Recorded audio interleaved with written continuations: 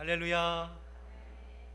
대림절을 맞이해서 우리 하나님이 주시는 평화가 또 여러분과 가정 위에, 또 여러분 자녀 위에 함께 하시기를 바랍니다.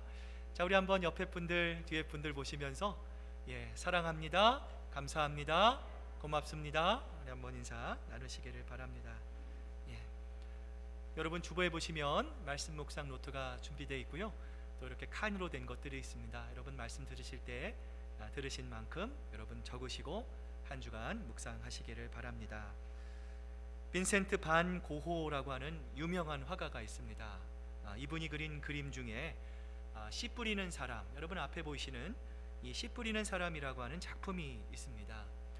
이 그림을 고호가 그리기 전에 동생 이 태호에게 이 고흐가 이러한 편지를 보냅니다. 벌판에 씨를 뿌리는 사람처럼 나는 하나님의 말씀을 전하는 씨 뿌리는 사람이 되고 싶다. 매일 죄악이 쌓이고 또 대지가 숱한 가시와 엉겅퀴로 뒤덮여 있다고 해도 말이다. 여러분, 우리가 봄에 농부뿐만 아니라 우리가 배추씨도 그렇고요, 우리가 먹어가는 야채의 씨를 뿌릴 때가 있습니다. 여러분, 이 씨를 가만히 보시면 이 씨앗은 참으로 이 볼품이 없습니다. 앞에 보이시는 그림처럼 쭈글쭈글 하기도 하고요, 모양이 각각 이 제각각으로 생겼어요. 그러나 그 안에는 놀라운 생명의 능력이 담겨져 있는데요, 여러분, 한국에서 2009년 5월 이 경남 함안군 이 성산 산성을 발굴하는 과정 가운데 놀라운 발견 하나를 하게 됩니다. 무려 700년 전에 이 고려시대의 연꽃의 씨앗이 이 발견이 된 것입니다. 이 700년 된 씨앗이 무엇을 할 수 있을까? 당연히 말라 비틀어졌을 것이다, 사람들이 생각을 했어요. 그런데 우연히 이 연꽃 씨앗을 물속에 담궜는데요, 놀랍게도 5일 만에 이 싹이 나기 시작을 하였어요. 그리고 이듬해 7월 7일에 드디어 7개의 아름다운 연꽃이 만개했다고 합니다. 여러분, 하나님의 말씀이 바로 이 한 알의 씨앗과 같습니다. 겉으로는 볼품이 없는 것처럼 보입니다. 무의미한 것처럼 보입니다. 그러나 그 안에는 놀라운 하나님의 나라의 비밀이 숨겨져 있어요. 사람들을 변화시키고 구원과 영원한 생명을 얻게 하는 구원의 능력, 생명력이 하나님의 말씀 속에 담겨져 있습니다. 미국 동부 맨하탄에 가시면 그 유명한 팀 켈러 목사님이 개척하신 리디머 장로교회라는 교회가 있습니다. 여러분, 맨하탄이 어떤 곳입니까? 인본주의, 또 자본주의, 그 물질 만능주의의 이 총본산과도 같은 곳이 바로 이 맨하탄이라는 곳입니다.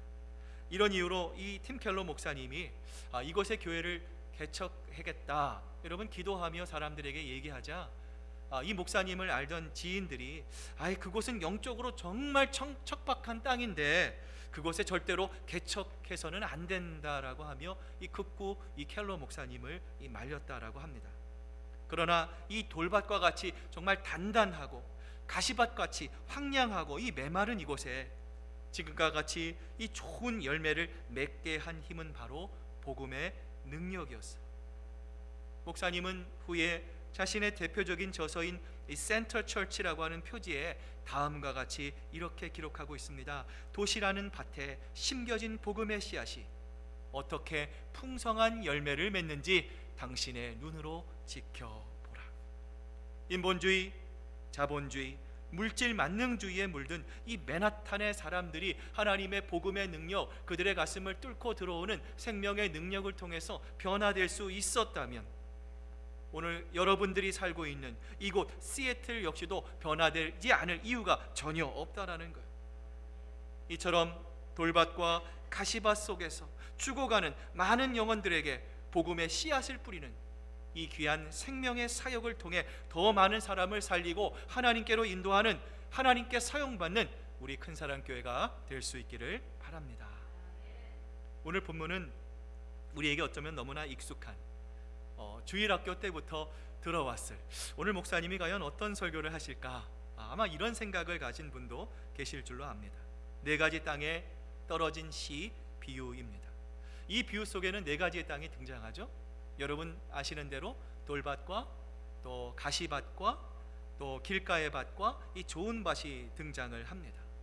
여러분 오늘 이 말씀을 받으실 때 내가 교회를 오래 다녔습니다, 내가 이런 직분자입니다 라고 하는 선입관은 잠깐 내려놓으시고요, 하나님의 말씀 앞에 나는 정말 어떠한 밭인가 우리의 모습을 돌아보며 여러분 이 말씀을 같이 나누면 좋겠습니다.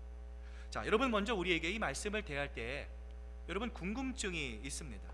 자, 밭이면 밭인데 여러분 우리가 미국에서 살아왔고요, 미국에는 너무나 광활한 이 좋은 밭들만 있기 때문에 왜 이 밭 안에 서로 다른 4개의 종류의 밭이 있는지 우리는 이해하지 못할 때가 굉장히 많이 있습니다.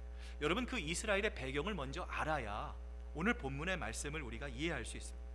여러분 이스라엘은요 국토가 넓지 않은 나라입니다. 좁은 나라입니다. 자, 그런데 여러분 앞에 그림을 보시면 여러분 이 갈멜산이 있고요, 저 멀리 지평선 너머에 여러분 갈릴리 호수가 보입니다. 이 그 사이에 여러분 비옥한 토양으로 덮인 이스르엘 평원이라고 하는 곳이 있습니다. 자, 그런데 문제가 뭐예요? 이것은 신약 시대에는 로마가 이 지역을 차지했고요, 구약 시대에는 주로 이 가나안 땅의 원주민들이 이 땅을 차지하고 있었어요. 이런 상황 속에서 이스라엘은 이 척박한 이 중앙의 산지로 이동할 수밖에 없었습니다. 여러분 산지에 가서 먹고 살려면 어떻게 해야 됩니까? 여러분 농사를 지어야 되잖아요. 한국에서도 여러분 강원도에 가면 이런 논들이 있어요. 계단신 논이라고 합니다.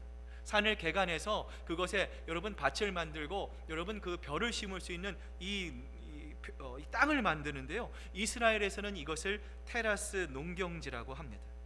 자, 이러한 상황 속에서 비유 속에 4종류의 다양한 밭을 만들어냈던 것이죠.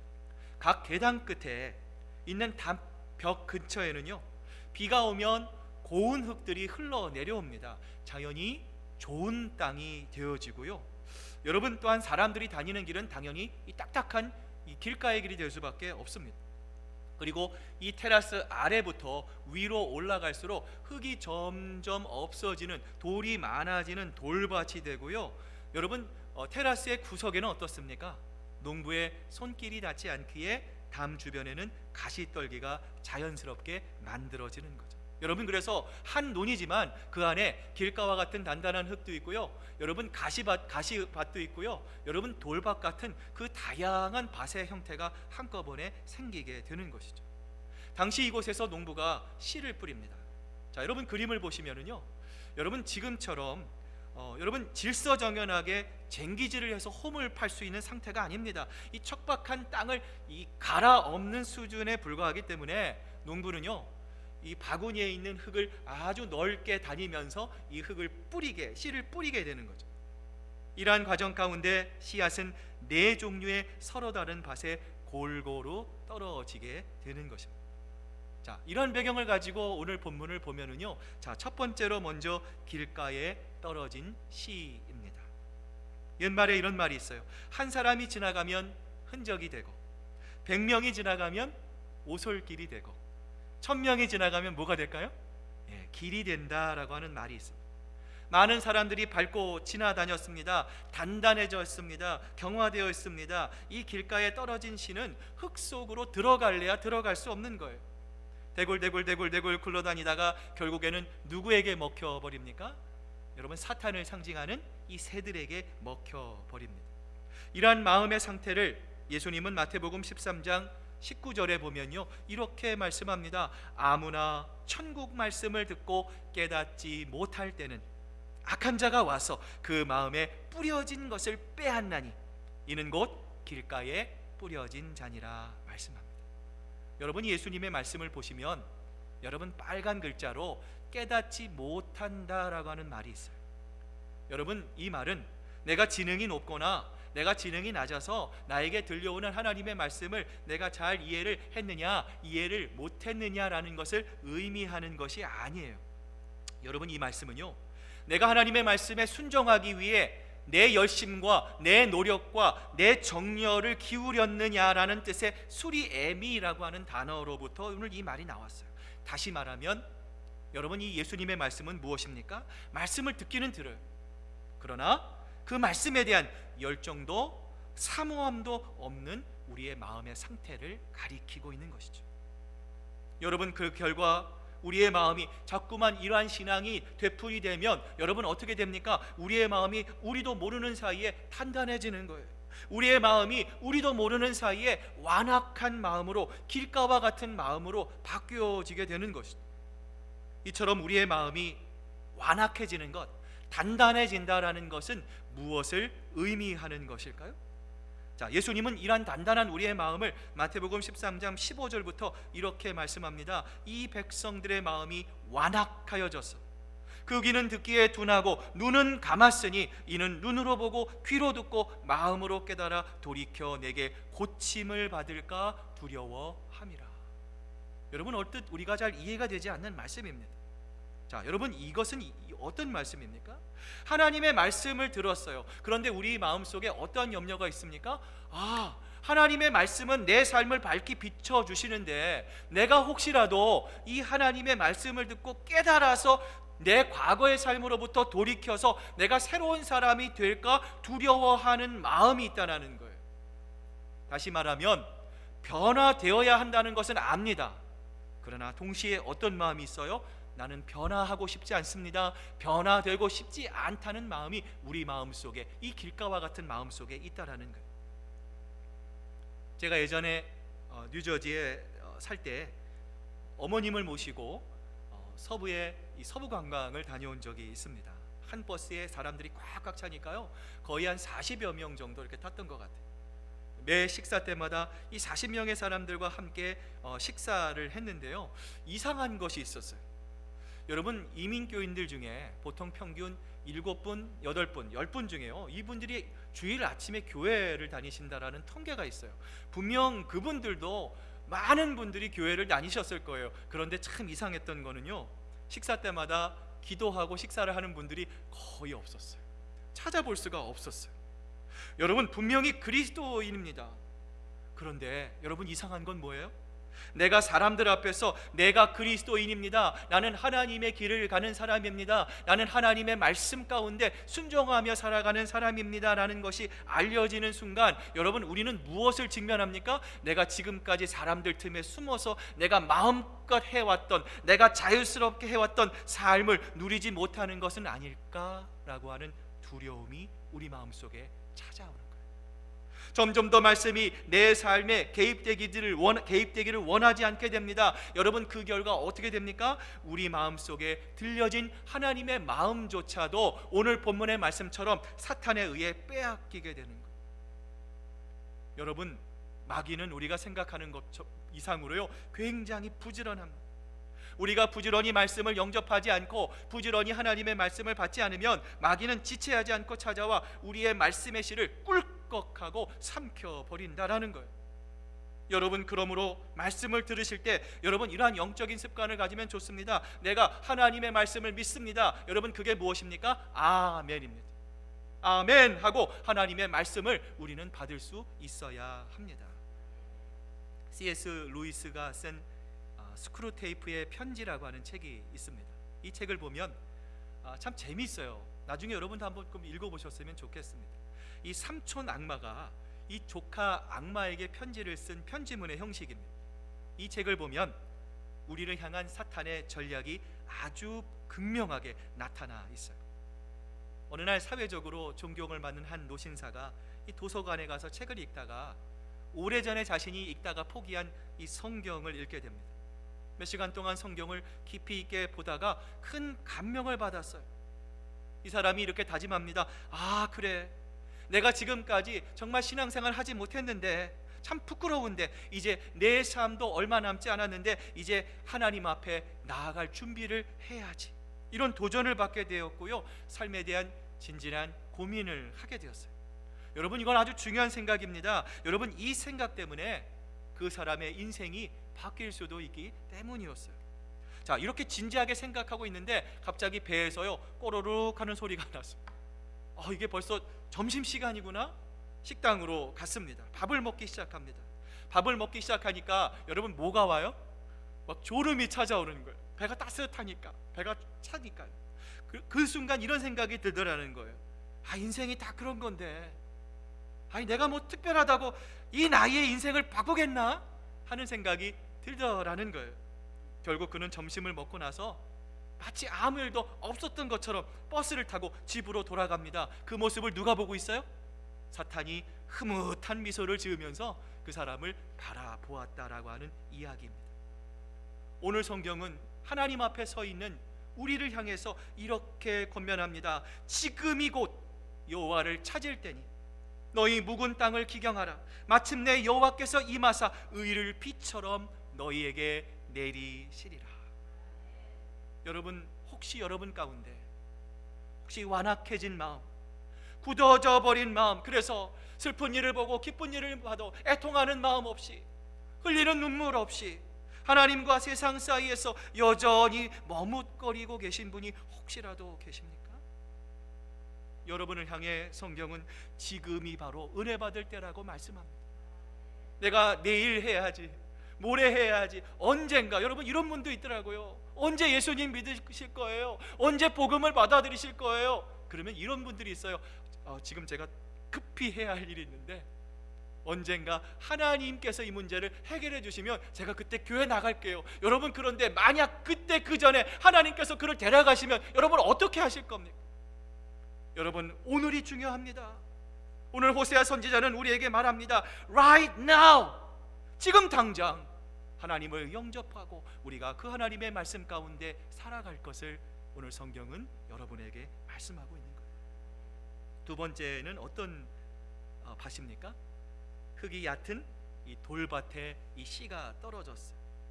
여러분, 옛날 청교도들은요 그리스도인들에게 세 가지의 적이 있다고 합니다. 자, 여러분 주보를 보시면 거기에 빈칸이 되어 있는데 여러분 한번 앞을 보시면서 한번 적어 보세요. 자, 첫 번째 적은 무엇입니까? 사탄과 마귀입니다. 성경이 말하는 공중의 권세를 잡은 자입니다. 지금도 끊임없이 우리를 하나님으로부터 멀어지게 하는 거예요. 우리의 마음을 하나님으로부터 떨어지게 하기 위해서 수단과 방법을 가리지 않는 바로 이 사탄과 마귀입니다. 두 번째 적은요 어디에 있습니까? 첫 번째 적이 외부에 있다면요, 두 번째 적은 우리의 마음 속에 있습니다.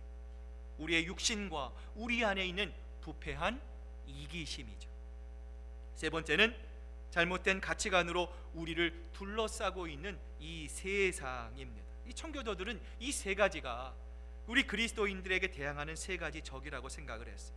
자, 이러한 점에서 여러분, 길가와 같은 마음, 딱딱한 마음, 완고한 마음의 밭을 공격하고 있는 것이 마귀와 사탄이라면, 여러분 이번에요 돌밭과 같은 마음을 공격하고 있는 것은 무엇입니까? 우리의 육신입니다.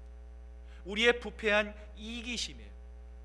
이러한 마음을 가지고 있는 우리를 향해서 예수님은 마가복음 4장 17절에서 이렇게 말씀합니다. 그들 속에 뿌리가 없어서 오래 가지 못하고 그 말씀 때문에 환난이나 박해가 일어나면 곧 걸려 넘어지느니라 말씀합니다.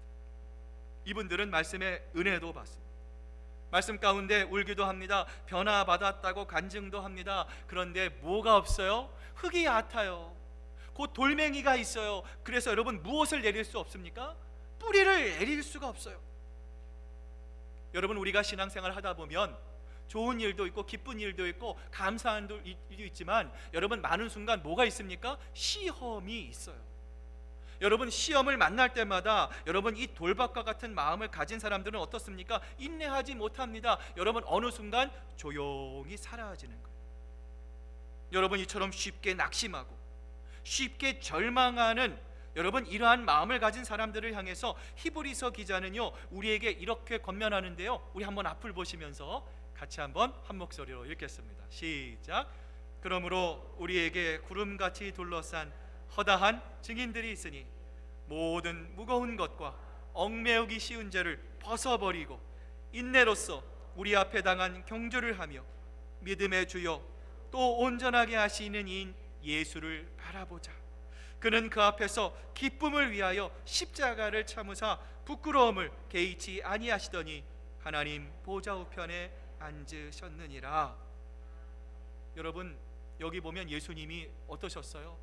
십자가를 참으사 그 앞에 놓여있는 기쁨을 바라보며 하나님, 내가 이 십자가를 지기를 원치 않습니다. 그 처절한 고통과 그 아픔을 예수님은 미리 아셨기 때문에 예수님도요, 하실 수만 있다면 그 십자가의 고통을 피하고 싶으셨어요. 그러나 예수님께서도 그 앞에 기쁨을 위해서, 오늘 이 자리에 나온 여러분이 한 사람도 멸망하지 않고 영원한 생명을 얻기 위해서 예수님은 하나님의 말씀에 순종해서 스스로 십자가를 참으셨습니다.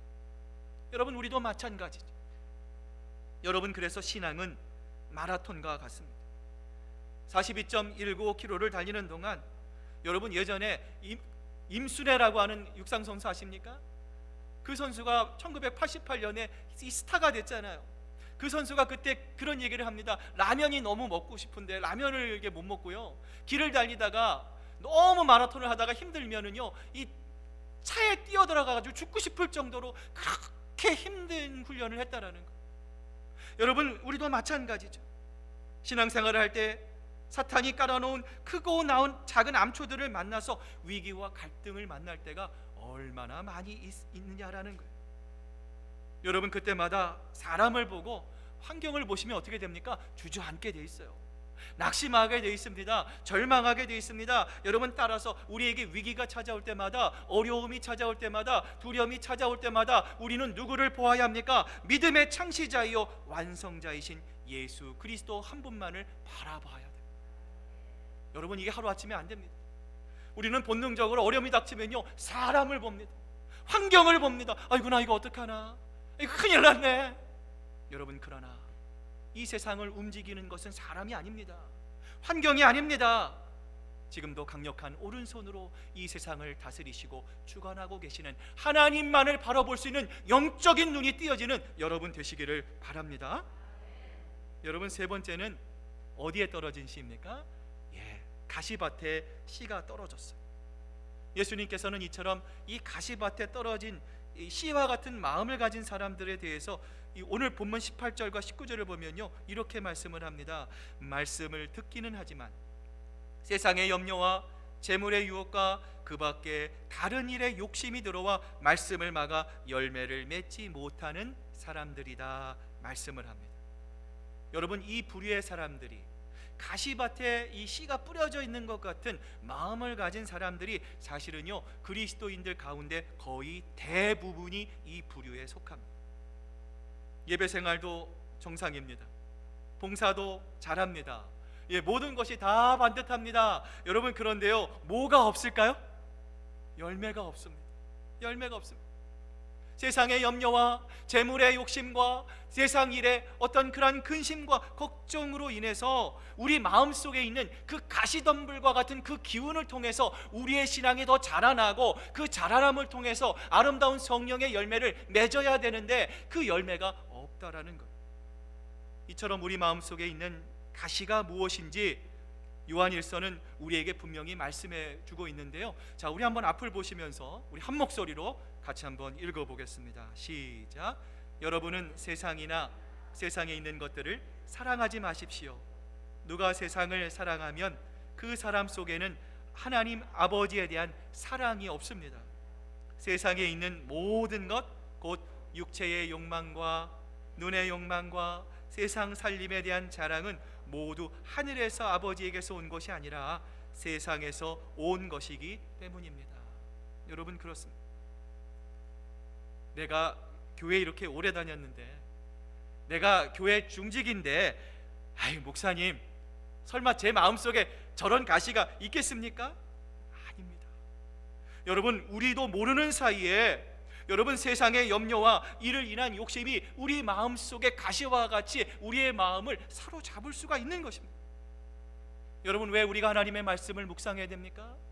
왜 우리가 하나님의 말씀 붙잡고 그 말씀 가운데 살기 위해 왜 우리가 노력해야 됩니까? 여러분, 우리의 능력을 가지고는, 내 힘을 가지고는, 내 방법을 가지고는 이 세상의 욕심과 이 세상의 근심으로부터 100% 벗어날 수 없기 때문에 그래요.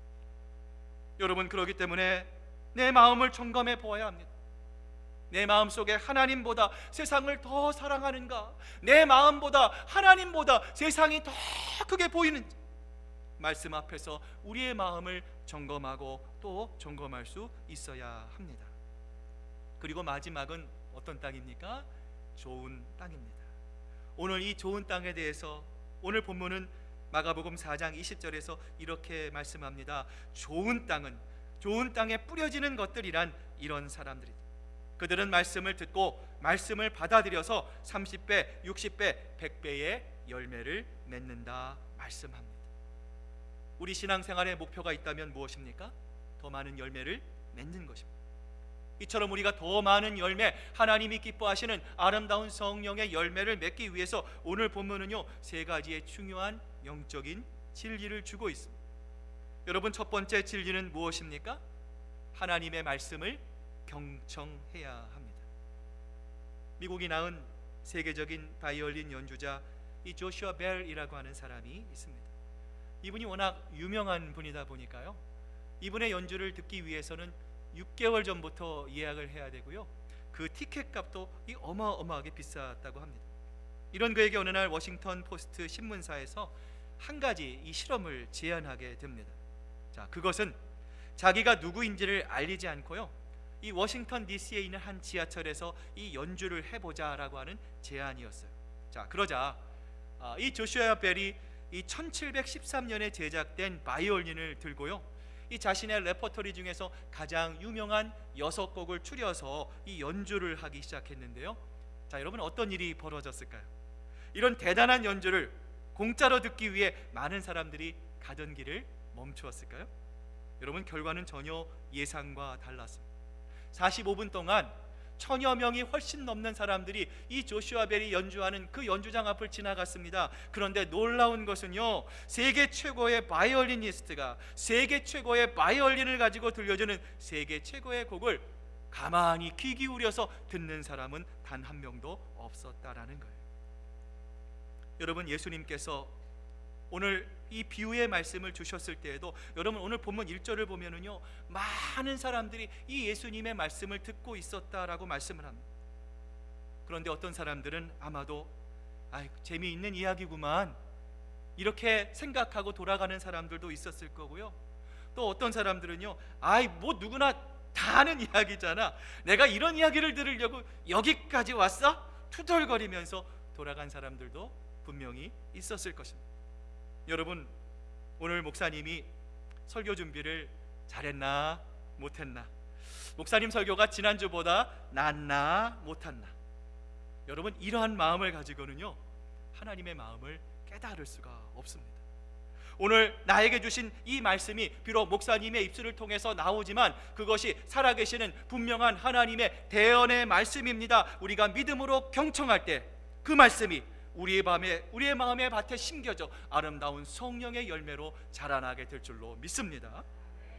더 많은 열매를 맺기 위한 두 번째 진리가 있어요. 그것은 무엇입니까? 들은 하나님의 말씀을 이제는 우리가 어떻게 해야 돼요? 받아들여야 합니다. 오늘 본문 4장 20절은 이렇게 말씀합니다. 그 말씀을 듣고 받아들여서. 오늘 말씀을 보면 하나님의 말씀을 듣는 것 다음에 중요한 단어가 나와 있어요. 자, 어떤 단어입니까? 바로 받는다라고 하는 단어입니다. 하나님의 말씀을 내 귀로만 듣는 것이 아니라, 듣는 것으로만 끝나는 것이 아니라, 그 들려진 말씀을 내 마음속에 뚫고 들어와 그 내 마음속 깊이 그 말씀을 받아들여야 된다는 것을 의미하는 거예요. 여러분, 이처럼 말씀을 받아들인다라고 하는 것은 어떤 의미를 가지고 있습니까? 오늘 본문과 같은 내용을 담고 있는 이 누가복음을 보면은요, 자, 그 의미가 좀 더 우리에게 분명하게 다가옵니다. 자, 어떻게 하는 것이 말씀을 받아들이는 것인가? 여러분 한번 앞을 보시면서 우리 같이 한 목소리로 같이 한번 읽어보겠습니다. 시작. 그리고 좋은 땅에 떨어진 것들은 바르고 착한 마음으로 말씀을 듣고서 그것을 굳게 간직하여 견디는 가운데 열매를 맺는 것이다. 받아들이는 것은 뭐예요? 그 말씀을 굳게 간직하는 거예요. 내게 들려진 말씀을 사탄에게 빼앗기지 않는 거예요. 간직하는 것입니다.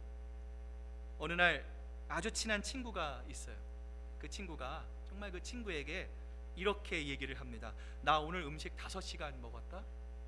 여러분, 자랑입니까? 음식 5시간 먹는 게 자랑은 아니잖아요. 근데 여러분, 이 사람이요, 지금 뭘 말하고자 하는 거예요? 내가 음식 5시간 동안 먹방 찍는 것도 아니고요, 꾸역꾸역 내가 음식을 내 위 속에다가 이렇게 다 그냥 넣었다라고 말하는 게 아니잖아요. 내가 하고 싶은 것, 내가 원하는 것, 내가 소망하는 그 일을 이루기 위해서 오늘 음식을 먹음으로 그 음식이 영양제가 돼서 에너지가 되었다라는 것을 의미하는 거잖아요. 여러분, 마찬가지죠. 우리가 왜 하나님의 말씀을 듣습니까? 주일날 한번 나와서 하나님의 말씀 내가 한번 딱 들었습니다, 그걸로 끝입니다 라는 것으로만 하나님의 말씀을 듣는 것은 아니지 않습니까? 내가 이 말씀을 듣기 위해 듣는 것이 아니라 이 말씀을 마귀에게 도둑맞지 않도록 굳게 간직하고 내게 들려진 말씀을 꽉 붙잡아서 하나님, 내가 가정으로 돌아가고 일터로 돌아가서 또한 교회에 봉사할 때에 아름다운 하나님의 백성답게 살기 위해서 우리는 말씀을 듣는 것이에요. 여러분, 이런 점에서 우리 교회가 매주 선포되는 주일 말씀을 붙잡고 말씀 묵상을 하자는 이유가 바로 그것입니다. 여러분, 말씀을 들으면은요, 여러분 잘 기억날 것 같은데요, 여러분, 어떤 분, 그런 분이 있어요. 예전에 교회에서 성경 공부할 때 설교를 막 끝내고요, 나가시는 분한테 오늘 설교 제목이 무엇입니까? 여쭤보면은요, 목사님 죄송합니다, 잘 기억이 안 납니다. 여러분, 잃어버리시는 건 당연한 거예요.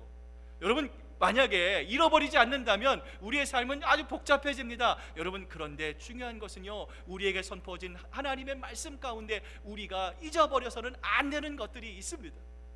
그것을 우리가 붙잡자라는 거예요. 그것을 우리가 묵상하자는 거예요. 여러분, 지금은 잠정적으로 중단되어 있지만 우리가 언젠가 또한 온라인으로 우리가 성경 공부할 때 여러분 초음별로 하나님의 말씀을 나누면은요, 내가 깨달은 하나님의 말씀뿐만 아니라 내가 미처 깨닫지 못한 하나님의 놀라운 말씀이 다른 사람의 입술을 통해서도 나에게 전달될 수 있는 것이죠. 여러분, 중요한 건 말씀을 지키는 것입니다.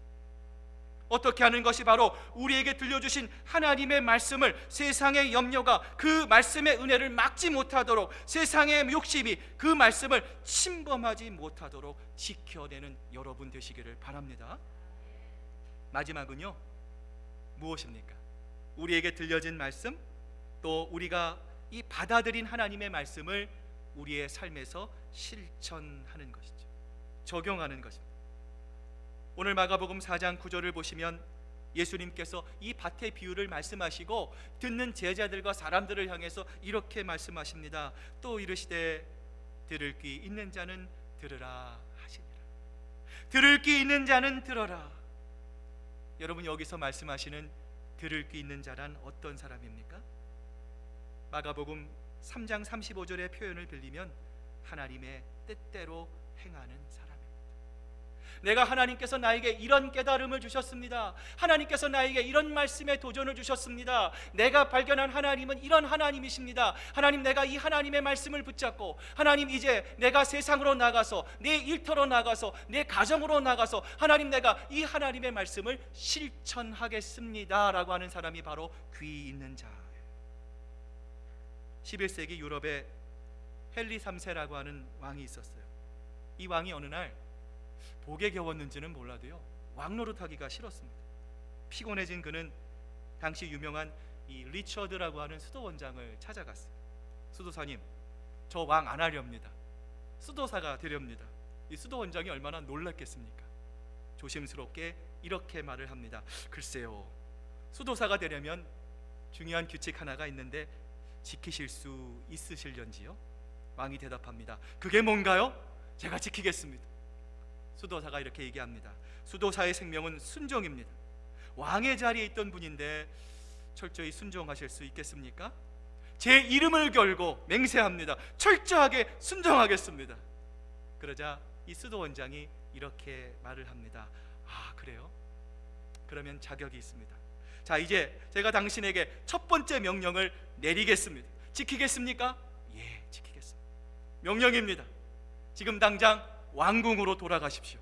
그리고 하나님이 당신에게 맡긴 백성들을 겸손한 마음으로 섬기시기를 바랍니다. 사랑하는 여러분, 하나님의 말씀을 들으셨습니까? 여러분에게 들려진 그 말씀이 우리의 원수 마귀 사탄에게 빼앗기지 않도록 여러분 마음속에 굳게 간직하시기를 바랍니다.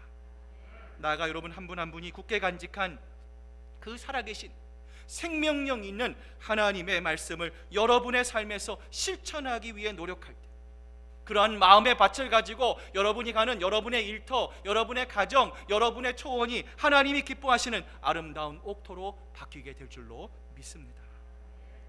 이제 말씀을 마무리합니다. 우리 모두는 예수님께로부터 위임받은 복음, 곧 씨를 뿌리는 자들입니다.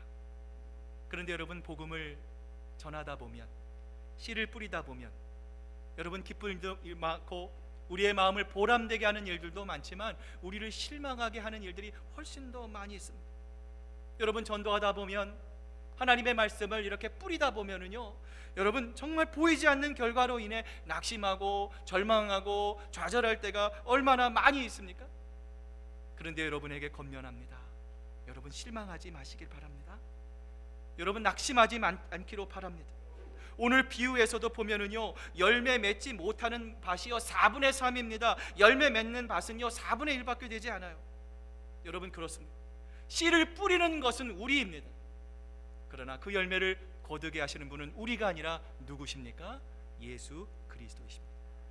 그 예수 그리스도 한 분만을 바라보시고, 때를 얻든지 때를 얻지 못하든지 길가와 돌밭과 가시밭과 같은 마음을 가진 분들에게 여러분, 주저하지 마시고, 여러분 절망하지 마시고, 여러분 예수 그리스도의 마음을 가지고 더 넓게 복음의 씨를 뿌릴 때 하나님은 30배, 60배, 100배의 엄청난 열매를 거두게 하셔서 여러분의 눈물과 여러분의 아픔, 그리고 중요한 내가 설사 90배의 손실을 보게 하더라도 하나님은 그것을 감당할 만한 100배의 축복으로 여러분과 함께 해 주실 것입니다.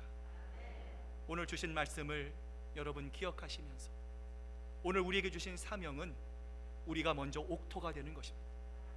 여러분, 이 말씀을 묵상하시면서 여러분 꼭 여러분 자신을 돌아보십시오. 나는 정말 어떤 맛인가? 내가 교회를 오래 다녔고 모든 것이 익숙하지만 하나님의 말씀을 나는 과연 어떻게 대하고 있는가? 그 하나님의 말씀이 내 마음속에 심겨져서 아름다운 성령의 열매로 자라나고 있는가? 여러분, 먼저 여러분의 마음의 밭을 되돌아보시고, 우리가 먼저 옥토가 되어서 우리 주변에 하나님을 알지 못해 방황하고 죽어가는 길가와 같은 돌밭과 같은 가시밭과 같은 불쌍한 영혼들의 밭을 하나님의 생명의 능력으로 아름다운 옥토로 바꿔가는 이 일에 사용받는 저와 여러분 되시기를 바랍니다.